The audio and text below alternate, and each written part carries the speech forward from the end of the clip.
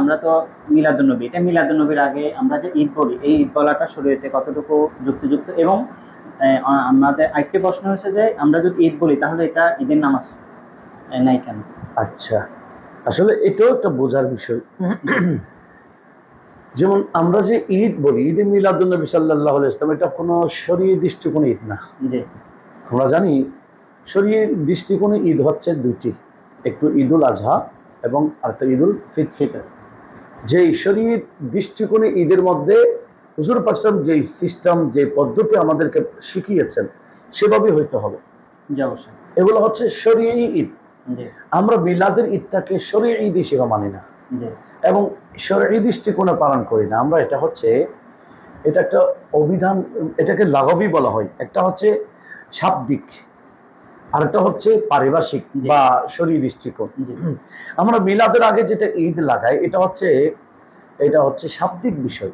জি অবশ্যই। যেমন শব্দের বিশ্লেষণের জন্য, শব্দের অর্থের জন্য আরবিতে অনেক কিতাবাদি আছে, যেমন অভিধান আছে, জি, যেমন ডিকশনারি আছেন, ঠিক তদ্রূপ আরবিতে লোগাতের কিতাব আছে। যত কিতাব আছে আরবি লোগাতের, সব যদি আমরা খুলি, যেমন একটা কিতাব মুনচের, এটা একেবারে প্রসিদ্ধ একটা কিতাব। এখানে 1038 নং পৃষ্ঠাতে ঈদের ব্যাপারে আলোচনা হয়েছে। সেখানে আছে ঈদ, এটা তার বহু বচন আয়াত। ঈদ কাকে বলে এখানে একটা সংজ্ঞা দিয়েছেন।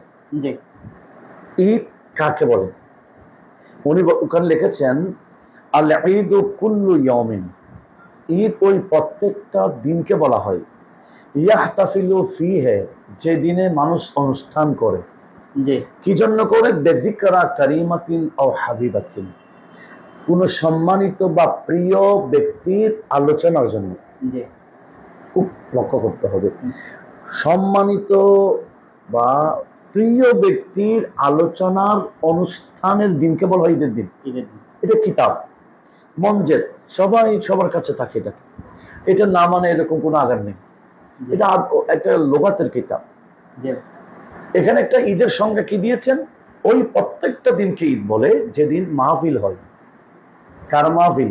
বলে যিকরা করিমা ও হাবিবা, ওয়ান, প্রিয় বা সম্মানিত ব্যক্তির কে কেন্দ্র করে ওনার আলোচনার মাহফিল যেদিন হয় সেদিন ঈদের দিন। সুবহান। যদি আমাদের এলাকার সম্মানিত প্রিয় ব্যক্তির আলোচনার অনুষ্ঠানের দিন যদি ঈদের দিন হয়, জি অবশ্যই। তো আমাদের প্রশ্ন, আমাদের নবী কি সম্মানিত নন? অবশ্যই সম্মানিত। আমাদের নবী কি প্রিয় নয়?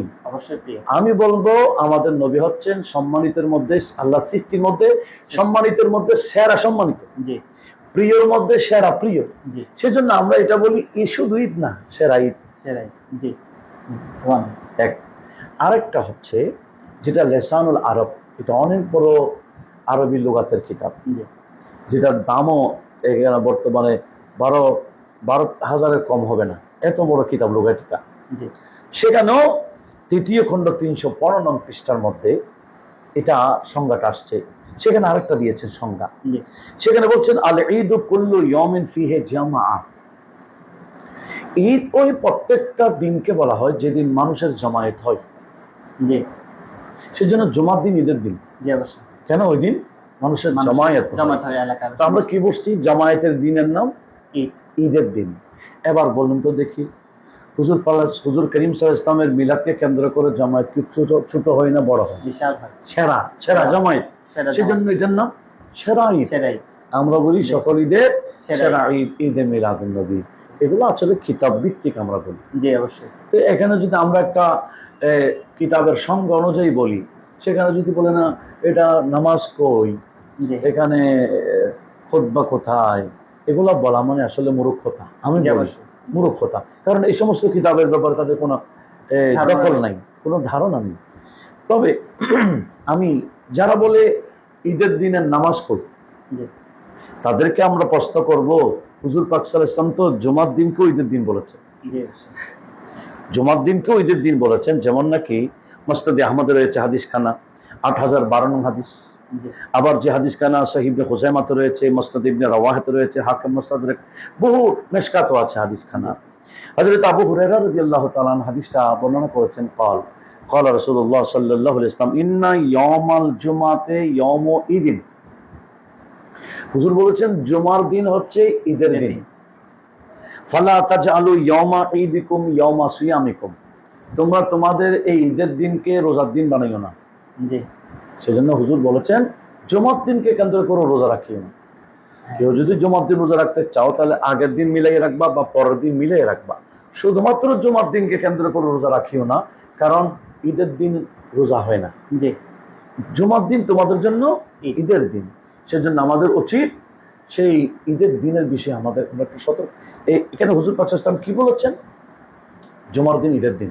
জি। এখন আমাদের ভাইদের প্রশ্ন করতে পারবো যে জুমার দিন ঈদের দিন, জি। হুজুরের তার এটা হচ্ছে হুজুরের সংজ্ঞা, জি। হুজুর এটা পরিচয় করাচ্ছেন আমাদেরকে। হুজুর করিম সাল্লাল্লাহু আলাইহি ওয়াসাল্লাম যখন ঈদের দিন বলেছেন, আচ্ছা জুমার দিনকে আমরা ঈদের দিনের ঈদের নামাজ পড়ি? আমরা জুমার নামাজ পড়ি। তো জুমার দিন তো ঈদের নামাজ না, জুমার নামাজ তো ফরজ। জি। ঈদের নামাজ তো ওয়াজিব। হ্যাঁ, এবং ঈদের নামাজ পড়তে হয় সূর্য ঢলে যাওয়ার আগে, জি। জুমাটা পড়তে হয় সূর্য ঢলে যাওয়ার পরে। তাহলে জুমার নামাজ আর ঈদের নামাজ, জুমার নামাজ এটা হচ্ছে জোহরের স্থলাভিষিক্ত, জি। এটা ফরজ নামাজের অন্তর্ভুক্ত। জি। তাহলে জুমা তো জোহরের পাল্টাই, জি। তাহলে জুমাকে আমরা ঈদের নামাজ ধরতে পারবো না। জি, অবশ্যই না। তাহলে কি বুঝলাম? জুমার দিন ঈদের দিন, অথচ সেদিন কোনো ঈদের নামাজ নাই, নাই। ঈদের খুতবা নাই। জি। তাহলে হুজুরের ইরশাদ অনুযায়ী জুমার দিন ঈদের দিন এবং নামাজ ছাড়া, খুতবা জি। ছাড়া, তাহলে জুমার দিন যদি ঈদের দিন হতে পারে, এবং শুধু ঈদের দিন না, হাদিস যদি আমি আরো বলতে চাই, ইবনে মাজাহ শরীফের হাদিস, যত ঈদ আছে সবচেয়ে সেরা ঈদ বলেছেন নবীজি জুমার ঈদকে। জি। অথচ এই সেদিন নামাজ নাই, ঈদের নামাজ নাই, জি। ঈদের বা খুতবা নাই। তাহলে এই ধরনের যারা প্রশ্ন করে তোমরা ঈদ পালন করছো, ঈদের নামাজ কই, খুতবা কই, আমরা বলবো এদের কাছে আসলে কোরআন সুন্নাহর কোনো দখল নেই। এগুলা বলে তারা যে জাহেল মূর্খ, এটাই প্রমাণ করে। জি, আসলে